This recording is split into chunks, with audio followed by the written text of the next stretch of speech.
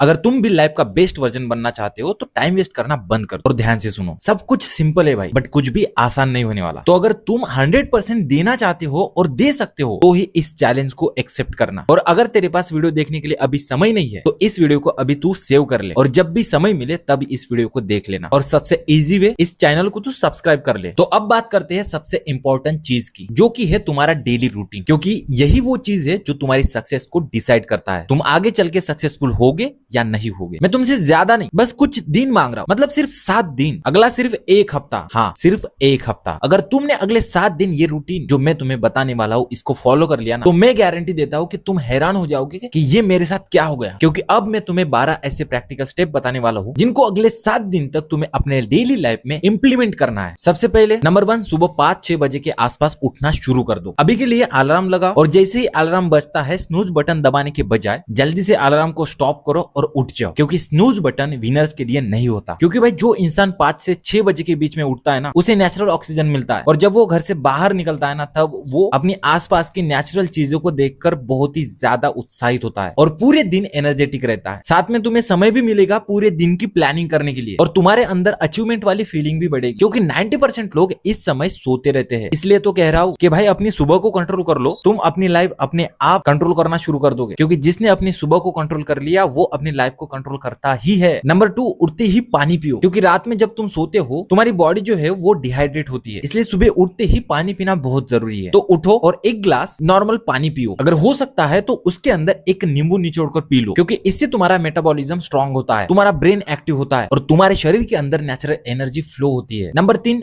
10 minute exercise करो या फिर धूप में जाकर बैठो। क्योंकि 10 मिनट की सनलाइट तुम्हारे मूड को इंस्टेंटली इंप्रूव करती है, स्लीप साइकिल को ठीक करती है और नेचुरली तुम्हारी बॉडी को एनर्जी देती है। और अगर साथ में तुमने थोड़ी सी एक्सरसाइज या स्ट्रेचिंग कर ली ना, या 10-15 मिनट के लिए वॉकिंग करने चले गए या फिर रनिंग कर ली, तो ये 10 मिनट की एक्सरसाइज तुम्हारे पूरे दिन को एनर्जेटिक रखती है। Number 4, 5 minute meditation. बस 5 मिनट अपनी आंखें बंद करो और अपनी सांसों पर ध्यान केंद्रित करो। कहां से सांस आ रही है, कहां तक जा रही है, इस पर पूरा फोकस करो। क्योंकि ऐसा करने से तुम्हारा स्ट्रेस जो है वो कम होगा और फोकस इंप्रूव होगा। और ये सबको पता है, तुम्हें भी पता है कि मेडिटेशन करने से तुम्हारा माइंड, तुम्हारी बॉडी रिलैक्स हो जाती है, तुम्हारे अंदर जितना भी स्ट्रेस है वो पूरा का पूरा कम हो जाता है, तुम्हारा फोकस इंप्रूव होता है, जिससे तुम स्ट्रॉन्ग डिसीजन ले पाते हो। नंबर 5, अपना दिन प्लान करो। क्योंकि जो लोग अपने जिंदगी में कुछ भी करते हैं ना, वो कोई भी ऐसी रैंडम चीजें नहीं करते, वो अपने दिन का प्रॉपर शेड्यूल लिखते हैं और उसी हिसाब से अपने दिन को बिताते हैं। इसलिए तुम्हें भी उठने के बाद सिर्फ दिन के 3 टास्क लिखने हैं और उसे कंप्लीट करना है। और हाँ, एक बात ध्यान रखना कि जो भी काम तुम डिसाइड करोगे उसको तुम छोटे छोटे पार्ट में डिवाइड करना। क्योंकि जिस इंसान को आदत नहीं होती कि अपने टास्क कंप्लीट करना है, उसको एकदम से ऐसे टास्क दे दिए जाए तो वो हड़बड़ा जाता है। इसलिए छोटे छोटे टास्क में कंप्लीट करो। ऐसे करने से जो भी तुम आज के समय में कर रहे हो ना, पूरा दिन काम ही करते रहते हो लेकिन एंड में रिजल्ट नहीं मिलता, तो ऐसा करने से वो तुम्हें रिजल्ट मिलना शुरू हो जाएगा। यानी जो काम तुमने सुबह डिसाइड किया उसे छोटे छोटे पार्ट में करने से वो तुम्हें सक्सेस की तरफ पुश करता है और जब दिन खत्म हो जाता है ना, तब आपको आपकी प्रोग्रेस एक्चुअल में दिखाई देगी। नंबर 6, उठते ही चाय या कॉफी नहीं पीनी है, बिल्कुल भी नहीं। काफी सारे लोगों को आदत होती है कि जब मैं नींद से उठूं तब मुझे कॉफी चाहिए, क्योंकि मेरी नींद नहीं खुली, मुझे एनर्जी नहीं आई, तो कॉफी पीने से मुझे एनर्जी आ जाएगी, तो इसलिए वो कॉफी पीते हैं। तुम्हें ऐसा बिल्कुल नहीं करना है। सुबह उठने के बाद 60 से 90 मिनट तक तुम्हारे शरीर में सिर्फ एक ही चीज जानी चाहिए, वो है सिर्फ पानी, उसके अलावा कुछ भी नहीं। Number 7, deep work session. पूरे दिन में 1-2 घंटे के लिए अपने फोन को साइलेंट कर दो, अपने सारे नोटिफिकेशन को ऑफ कर दो या फिर अपने फोन को फ्लाइट मोड पर रख दो। ऐसा करके जो तुमने 3 काम डिसाइड किए हैं ना, वो तुम जल्दी कर पाओगे और जो काम तुम्हें सबसे ज्यादा मुश्किल लगता है उसको तुम पहले निपटा दो। और एक बात, एक टाइम पर एक ही काम करना है एंड बिलीव करो भाई, वो 1 से 2 घंटे का तुम्हारा डीप वर्क ना तुम्हारे 5 घंटे से ज्यादा पावरफुल होगा, ये मेरा दावा है। नंबर 8, रोज थोड़ा पढ़ना शुरू करो। चाहे तुम दिन के 5 या 10 पेज ही क्यों ना पढ़ो, लेकिन पढ़ना शुरू करो। क्योंकि जितने भी सक्सेसफुल लोग हैं ना, वो जिंदगी में पढ़ते ही है। इसलिए जब तुम पढ़ना शुरू करोगे ना, तुम्हें अपने अंदर डिफरेंस देखना शुरू हो जाएगा। क्योंकि रीडिंग ही एक ऐसी चीज है जो तुम्हारा माइंड को चेंज कर देती है और तुम्हारी नॉलेज को बढ़ाती है, तुम्हारी थिंकिंग पावर को बढ़ाती है और इसी के साथ में तुम